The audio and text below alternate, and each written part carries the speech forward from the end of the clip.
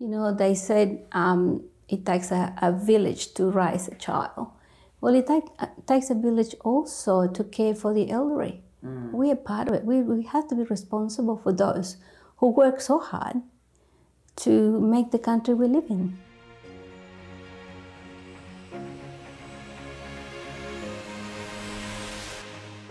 Hello, we're at the Southport Catholic Parish Community Daycare Centre. The wonderful people here in the Littleys have been doing some special things for quite some time. So we thought we'd have a bit of a chat and let you in on what's been going on here. Brenda, Fabri, welcome. Thank you. How did you get started, or how did the school start to take the little ones to visit the elderly in the community? I think it started a few years ago for Grandparents' Day. We had some children whose grandparents are overseas or that don't have grandparents, and we had been speaking to some people of the parish, and they suggested, you know, why don't you invite some of these elderly people down that probably have the same thing, that don't have family nearby and don't have grandchildren nearby, and it's just a lovely way to connect with those elderly people. In recent days, we have found that a few of them are not so mobile. Last year, for a little while, we had a couple of ladies that would come and read to our children. And then earlier this year, they said that they weren't able to get here. So we rethought the situation and offered to go up. And that's been working really well. We've had quite a few visits this year, you know, exchanging stories. You know, the elderly people will read stories there, or we've had one of our own parents read stories to everyone, and they've really enjoyed that, and they've participated in dancing and singing, and the children and our elderly friends get so much out of that connection and time together. Teacher extraordinaire Mariella Barnes, welcome. Thank you. How did you get involved with taking the children to visit the elderly? We are required to engage with the community. It's part of our role as teachers, as, you know, sure, childcare workers. But we have a community where we have different groups that we can interact with. The children were a bit apprehensive at the beginning, right, because it's new, sure, it's different. But it didn't take very long for them to engage and feel at home. It was just an exchange of warmth, happiness. Yes. And I thought, this is really good. This is really good. We are not just taking, but we are giving.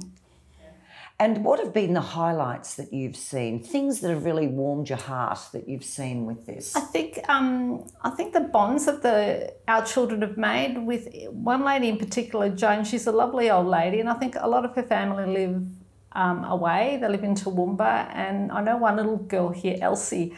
She has been in our kindergarten group for 2 years running, and when we went back this year, the first thing she did was quickly go to Joan because she recognised her. She used to love sitting on Joan's lap, and she would be the first there to listen to stories with Joan. So I think it's those bonds that the children make with our elderly friends, and just the stories they share, because they're always keen to tell the children about their own childhood and things that they experience, or maybe tell them about their own families. Is there much religion involved in what you do? I wouldn't say religion as such, but certainly there's a certain element of spirituality, you know, making these, building these relationships. And I think it's teaching the children about living the gospel every day. Like, you know, part of the gospel tells us about, you know, reaching out to our elderly or our sick, or so I think it's giving children that example that it's easy just to reach out sometimes and help someone else or be part of something bigger.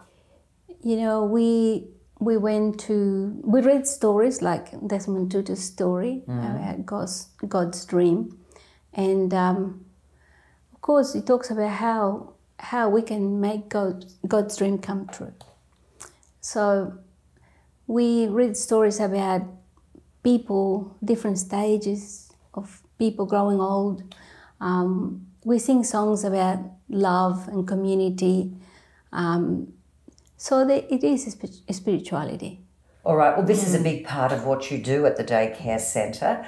Tell us about some of the other things that happen here too. This year we've been very involved with our bush kindy. Like I say, our location's very advantageous to us. So we've got a little bushland behind us, and for children in particular, it becomes that second classroom.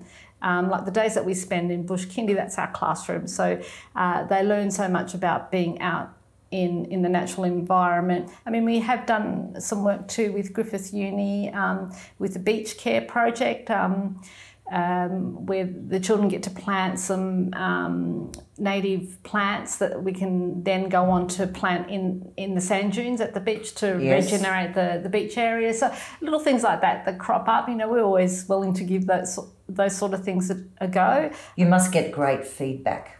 Yeah, the parents and the school and from our peers as well. We recently received an award for our community contribution, so I suppose we're on the right track, I hope. I'm sure you would encourage other centres to take a leaf out of your book and try this and visit the elderly. Do you think people will?